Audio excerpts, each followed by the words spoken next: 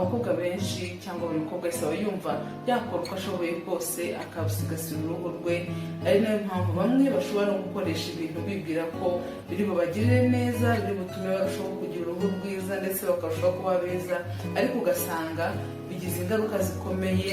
Niyo mpamvu uyu munsi nabateguriye ikiganiro kigaruka ku bintu runaka udakwiye gukoza ku ruhu rwawe rwo mu maso kugira ngo rwa ruhu rwawe ururinde kwangirika, urinde kurwara ibiheri bitari ngombwa cyangwa n'izindi ndwara z'uruhu, uhorane uruhu rufite itoto, uruhu rwiza buri muntu wese yakwifuza. Ngiye kubaha ikaze bamikaze mukurikiye kibere nka tiba umwerereye hose, mugubwe neza kandi nabashishikariza kuguma nanjye kugeza ku musozo w'iki kiganiro, kuko ibyo nabateguriye ntabwo bisanzwe, biri butume urushaho kwita ku ruhu rwawe, uhana uruhu rwiza kandi rugutera ishema, wumve unyuzwe narwo. Nitwa Diane, nashinze Kibere nka TV kugira ngo umunyarwandakazi aho ari ho hose agire amakuru ahagije ku bijyanye n'imibanire, ubukungu ndetse no kwiyitaho. Bamikazi, niba mutarakanda kuri subscribe, reka mushishikarize kubikora aka kanya kugira ngo mutazacikwa ikiganiro na kimwe mu byo turi kubategurira. Mu kanya gato rero turagaruka twinjira mu nsanganyamatsiko y'uyu munsi mu buryo bwimbitse. Ntimucikwe.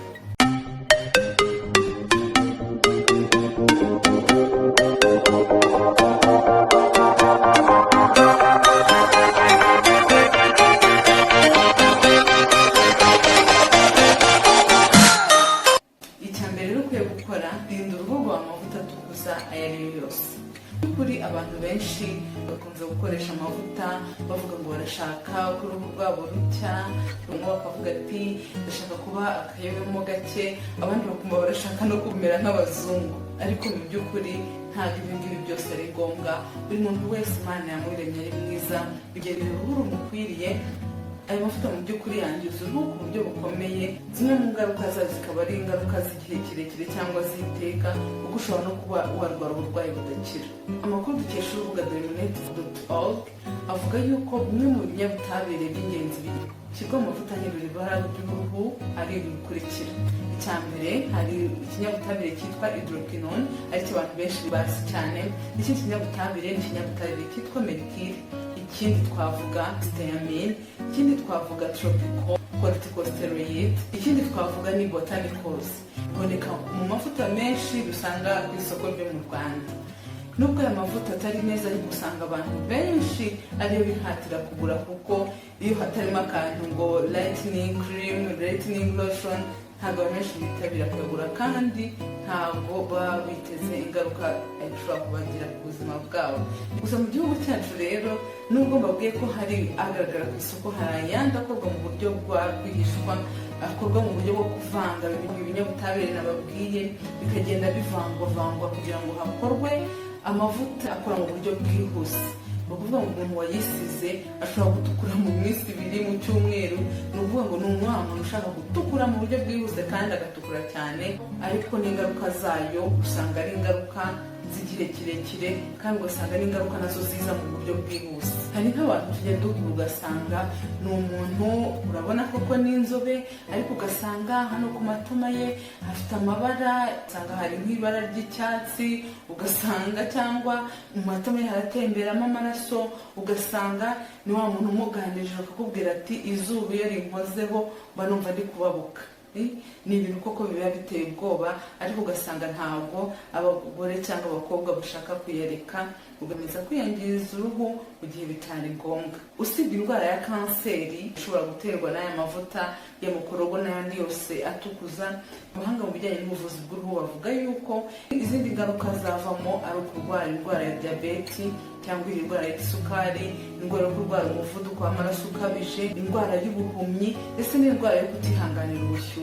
Ni ukuvuga ngo ntabwo ukwiye kuba wagerwaho n'izi ndwara mu gihe bitari ngombwa, kuko hari amavuta meza yatuma ugira uruhu ruhorana itoto, uruhu rudasaza, uruhu buri muntu wese yakwifuza, ugacukubiri n'aya mavuta rwose atagambiriye ibyiza, ahubwo ari ukwangiriza uruhu ndetse n'ubuzima bwawe mu gihe kirekire cyangwa no mu gihe gihoraho. Ukuri ni uko udakeneye guhindura ibara ry'uruhu rwawe, ukunde ko kuba mwiza, kuko uri mwiza uko nguko Imana yakuremye.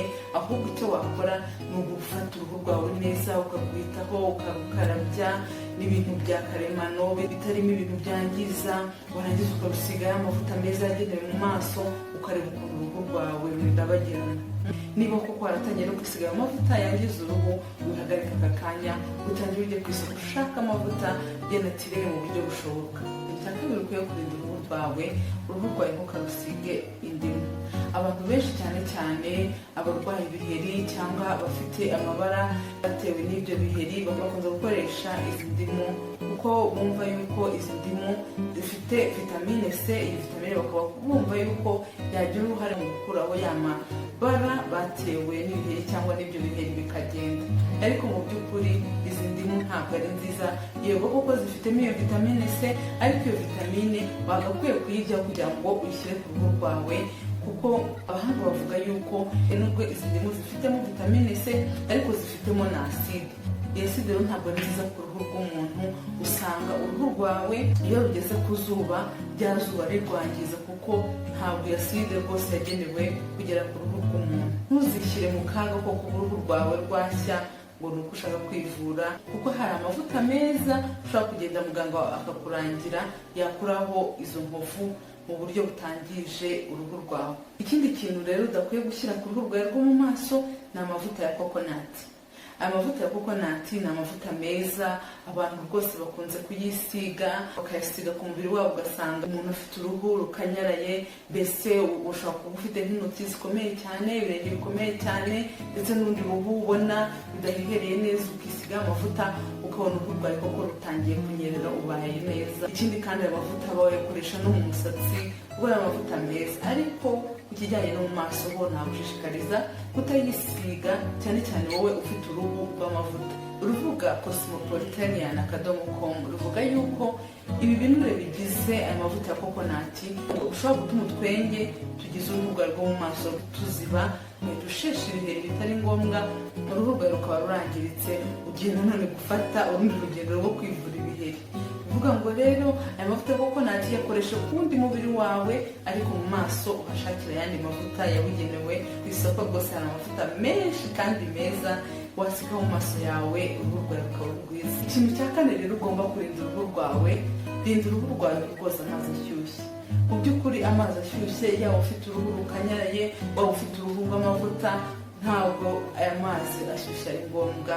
Abahanga mu buvuzi bw'uruhu bavuga yuko ukwiye koga amazi adashyushye kandi atanakonje, amazi ari mu rugero, kugira ngo uruhu rwawe rugire balance, rugumye rumeze neza, utagira imyivumbagatanyo itari ngombwa. Iyo ufite uruhu rufite amavuta menshi, ukoga y'amazi ashyushye, bituma uruhu rukora amavuta menshi, ugasanga uruhu rwawe rutangiye kuzana amavuta menshi. Amavuta akazibanya utwatwengeho, wagize ukarwara ibiheri. Ikindi, niba ufite uruhu rwumutse, amazi ashyushye cyane atuma uruhu rwawe rwumagara, ugasanga uruhu rwawe rurakanyaraye, uzanye iminkanyari, uruhu rwawe rusaje imburagihe.